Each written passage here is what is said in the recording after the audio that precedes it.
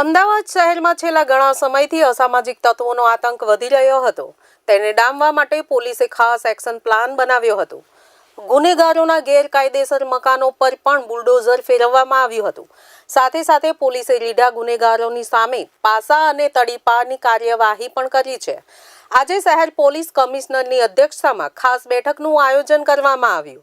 શહેર પોલીસ કમિશનરની અધ્યક્ષતામાં ખાસ બેઠકનું આયોજન. કુલ 267 જેટલા ઇસમો વિરુદ્ધ પાસા હેઠળ કાર્યવાહી. 40 ઇસમો વિરુદ્ધ તડીપારની કાર્યવાહીના આદેશો. 33 ઇસમો વિરુદ્ધ તડીપારની કાર્યવાહી કરવા હુકમ. અમદાવાદ પોલીસ કમિશનર કચેરી ખાતે આજે એક બેઠકનું આયોજન કરવામાં આવ્યું, જેમાં અસામાજિક તત્વો વિરુદ્ધ કરેલી કામગીરીની સમીક્ષા કરવામાં આવી છે. આગામી રામનવમીના તહેવારને લઈ તેમજ વિસ્તારમાં સીસીટીવી કેમેરા અને સમર કેમ્પ વિશે પણ ચર્ચા કરવામાં આવી છે.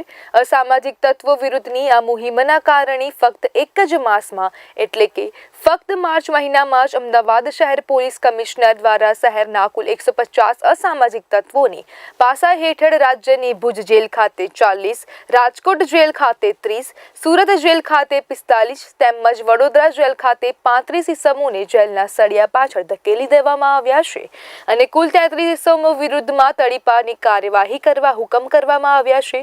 વધુમાં ચાલુ વર્ષ 2025માં માર્ચ મહિના સુધીમાં કુલ 267 જેટલા ઇસમો વિરુદ્ધ પાસા હેઠળ તેમજ કુલ 40 ઇસમો વિરુદ્ધ તડીપારની કાર્યવાહીના આદેશો કરવામાં આવ્યા છે. આજે આપણે આવતીકાલે જે રામનવમી છે એ પણ એક સેન્સિટિવ બંદોબસ્ત છે. એના અનુસંધાને પણ આજે થાના અમલદાર, એસીપી, ડીસીપી, સિનિયર અધિકારીઓની આપણે અહીંયા મીટિંગ રાખવામાં આવી છે. એની સમીક્ષા કરવામાં આવી, કેમ કે કાયદો અને વ્યવસ્થામાં કોઈ કોમનલ ઇસ્યુ ના થાય એ સૌથી ઇમ્પોર્ટન્ટ છે. આ સિવાય એક ઇમ્પોર્ટન્ટ આપણે પ્રોજેક્ટ હાથમાં લીધા છે, ઇનિશિયેટિવ છે, એટલે આપણે કોઈએ કીધું નહીં પણ આપણે લાગ્યો કે આ પ્રોજેક્ટ આપણે કરી શકીએ. તો લાસ્ટ યર મઈ માસમાં આપણે એક ઓર્ડર કર્યા હતા કે ગુજરાત પબ્લિક સેફટી એક્ટ જે છે એના હસ્તક આમ તો જે મોટા મોલ છે એમાં સીસીટીવી લગાડવા માટે મેન્ડેટરી છે, પણ પોલીસ લોકોને થોડું જાગૃત કરે, સોસાયટીઓમાં જઈને દુકાનદારો છે તો સીસીટીવી લગાવે પોતે જ, અને એનો સ્પેસિફિકેશન્સ પણ આપ્યા કે આઈપી બેઝડ હોય. એટલે ત્યારથી આપણે મઈ 2024થી અત્યાર સુધી 14,000થી ઉપર સીસીટીવી આપણે લાગી ચૂક્યા છીએ.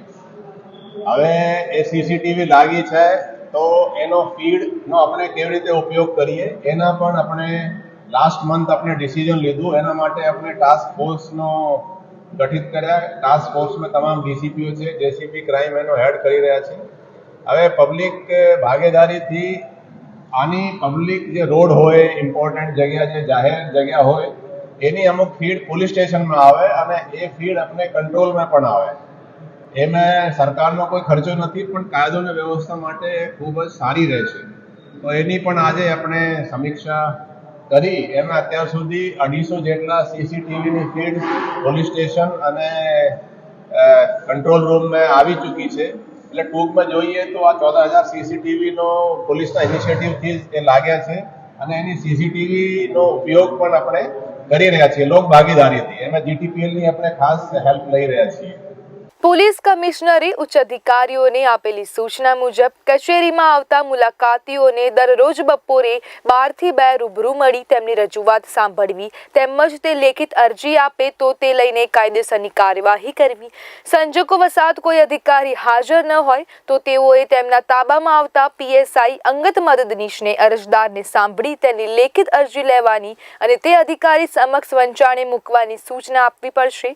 પોલીસ સ્ટેશનના પીઆઈને નાઇટ ડ્યુટી કરવાની હોય તે દિવસે તેઓ રાત્રે 9:30 વાગ્યે પોલીસ સ્ટેશન વિસ્તાર છોડી પરત રાત્રે 11 વાગ્યે ડ્યુટી પર હાજર થઈ સવારે 5 વાગ્યા સુધી નાઇટ કરશે.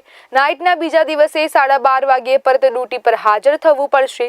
નાઇટ ના હોય તે દિવસે સવારે 10 વાગ્યે પોલીસ સ્ટેશન ખાતે પહોંચવાનું રહેશે. આ હુકમ ક્રાઇમ બ્રાન્ચ, સાયબર ક્રાઇમ, મહિલા ક્રાઇમ પોલીસ સ્ટેશનો, ટ્રાફિક પોલીસ સ્ટેશન સહિત તમામને લાગુ પડશે.